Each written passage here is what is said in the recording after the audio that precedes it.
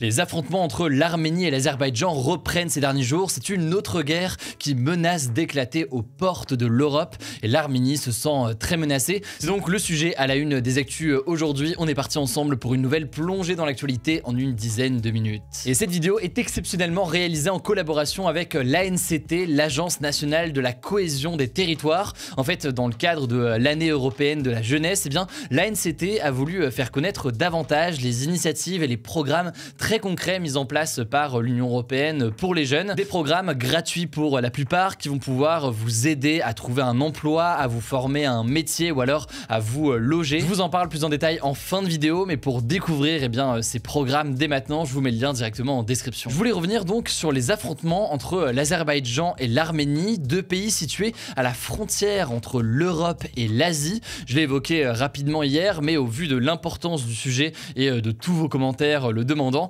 on va donc en parler plus en détail aujourd'hui. Alors d'abord, pourquoi les relations sont-elles tendues entre l'Arménie et l'Azerbaïdjan? En fait, ces deux États sont d'anciennes républiques soviétiques et à la chute de l'URSS en 1991, au moment donc où ces deux États sont devenus indépendants, ils ont notamment tous les deux revendiqué une région, le Haut-Karabakh. C'est un territoire en fait au milieu de l'Azerbaïdjan, mais qui est peuplé en immense majorité d'Arméniens. L'Arménie et l'Azerbaïdjan se sont livrés à deux guerres dans le Haut-Karabakh dans les années 90 et puis beaucoup plus récemment en 2020. Il y a 2 ans donc, à l'automne 2020, la guerre avait fait près de 6500 morts au total et elle s'était terminée après un arrêt des combats négocié par la Russie. Dans le cadre de ce cessez-le-feu à l'époque, l'Arménie avait été contrainte de céder plusieurs parties de son territoire à l'Azerbaïdjan, ce qui avait été vécu à l'époque comme un traumatisme par une grande partie de la population arménienne et cette guerre avait alors ruiné l'Arménie. Mais cette fois, les combats qui ont repris donc dans la nuit de lundi à mardi ne se limitent pas à cette région du Haut-Karabakh. Ça inquiète d'ailleurs beaucoup l'Arménie. L'Arménie accuse en effet l'Azerbaïdjan d'avoir ouvert les hostilités ce mardi à minuit avec des attaques pendant 10 heures d'affilée. Plusieurs villes par ailleurs à l'est de l'Arménie ont été visées. Toujours selon l'Arménie, l'Azerbaïdjan a utilisé des missiles, des drones ou encore des fusils de gros calibre et cherche, je cite, à avancer en territoire arménien. De son côté, l'Azerbaïdjan rejette la responsabilité sur l'Arménie. Elle l'accuse de provocation à la frontière entre les deux pays et elle accuse aussi l'Arménie d'avoir bombardé mardi les zones de Kelbadjar, de Lachin en Azerbaïdjan. Mais alors, comment pourrait évoluer ce conflit alors qu'on compte déjà une 50aine de morts ces derniers jours? La situation inquiète beaucoup les pays du monde entier. Mardi matin, la Russie, qui historiquement a toujours joué un rôle de médiateur, disons, a annoncé avoir négocié un arrêt des combats, sauf que en réalité, depuis, l'Arménie et l'Azerbaïdjan se sont accusés mutuellement d'avoir violé cet accord en quelque sorte de fin des combats. En fait, selon plusieurs experts, l'Azerbaïdjan pourrait tenter de profiter du contexte de la guerre en Ukraine pour conquérir justement des territoires dont elle estime qu'ils lui appartiennent. En effet, la Russie a certes un rôle de médiatrice, mais elle est aussi un allié historique de l'Arménie. Et du coup, dans le contexte actuel avec la guerre en Ukraine, l'Azerbaïdjan pourrait estimer que la Russie est moins disponible pour jouer ce rôle de médiation et potentiellement donc pour venir en aide à l'Arménie. Alors comment réagit les autres pays à tout cela? La France a appelé à l'arrêt des combats, mais aussi, je cite, au respect de l'intégrité territoriale de l'Arménie, selon un communiqué de l'Élysée. Donc, c'est le signe d'une inquiétude de la part de la France pour le territoire arménien. Il faut savoir que la France entretient une excellente relation globalement avec l'Arménie et qu'il existe d'ailleurs en France une grosse communauté arménienne de près de 600 000 personnes. Il faut savoir aussi que la France a été le premier pays européen à reconnaître le génocide arménien, donc le massacre de près d'1,5 million d'Arméniens dans l'Empire ottoman pendant la Première Guerre mondiale. Alors de son côté, l'Organisation des Nations Unies a également appelé les deux pays à prendre des mesures immédiates pour désamorcer les tensions. L'Union européenne a elle annoncé qu'elle allait commencer une médiation entre les deux pays. Il faut savoir que l'Union européenne a une relation assez particulière avec l'Azerbaïdjan puisque le pays est une république qualifiée de dictatoriale par de nombreux médias ou de nombreuses organisations de défense des droits de l'homme. Le truc c'est que l'Azerbaïdjan fournit de plus en plus de gaz aux pays européens. Ça peut être donc une situation assez complexe pour ces pays-là à gérer. Bref, il y a donc une autre menace de guerre aux portes de l'Europe alors que l'attention est focalisée en parallèle évidemment aussi sur sur la guerre en Ukraine. Ça me semble essentiel d'en parler aujourd'hui, on en reparlera du coup dans les prochains jours. Allez, on continue avec les actualités en bref. D'abord, cette première information rapidement en France, un incendie est en cours dans le département de la Gironde, près de Bordeaux donc. 3500 hectares de forêt ont déjà brûlé, c'est l'équivalent par exemple de près de 4800 terrains de football. Alors les autorités locales pensent que c'est un incendie d'origine criminelle, donc un incendie qui aurait été déclenché par quelqu'un volontairement. Une enquête est donc actuellement en cours.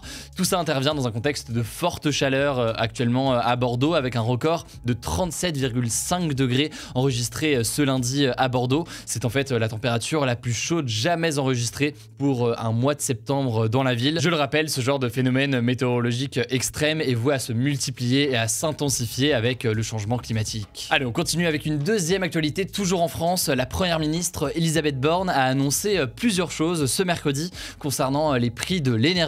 D'abord, première chose à retenir, des chèques énergie de 100 ou 200 euros vont être versés en une seule fois d'ici à la fin de l'année à 12 millions de foyers les plus modestes. Et le montant en fait exact sera fixé en fonction des revenus de ces foyers-là. Deuxième chose importante, il y aura bien un prolongement du bouclier tarifaire pour le gaz et l'électricité. C'est donc cette mesure qui avait été mise en place par le gouvernement pour limiter à 4% la hausse du prix de l'énergie pour les consommateurs, enfin les particuliers, vous comme moi au quotidien avec votre facture à la fin du mois. Sauf que eh bien, ce bouclier tarifaire va évoluer et il y aura tout de même une augmentation des prix de l'énergie de 15% en 2023 donc pour les consommateurs. Alors concrètement, c'est 15% d'augmentation pour le gaz et l'électricité. Ça correspond en moyenne à une augmentation d'environ 25 euros par mois pour ceux qui se chauffent au gaz au lieu de 200 euros sans le bouclier tarifaire et de 20 euros par mois pour ceux qui se chauffent à l'électricité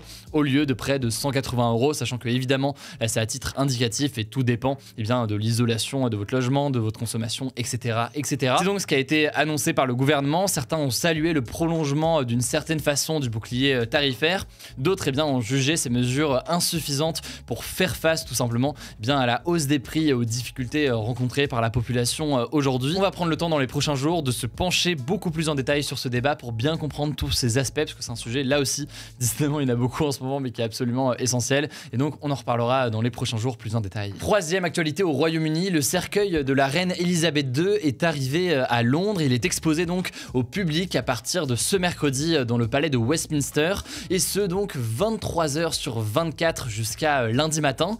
Une foule immense est donc attendue sur place pour aller se recueillir devant eh bien, son cercueil sur ces 4 jours. Près de 750 000 personnes sont attendues selon le média britannique The Times, et ça pourrait créer donc une file d'attente jusqu'à 8 km de long. Les autorités ont donc prévenu les gens d'amener de la nourriture, voire éventuellement de quoi boire et des vêtements chauds s'il reste par exemple la nuit. Alors pour ceux qui se demandent dans les détails, le cercueil sera donc fermé, la couronne de la reine d'Angleterre sera donc posée dessus.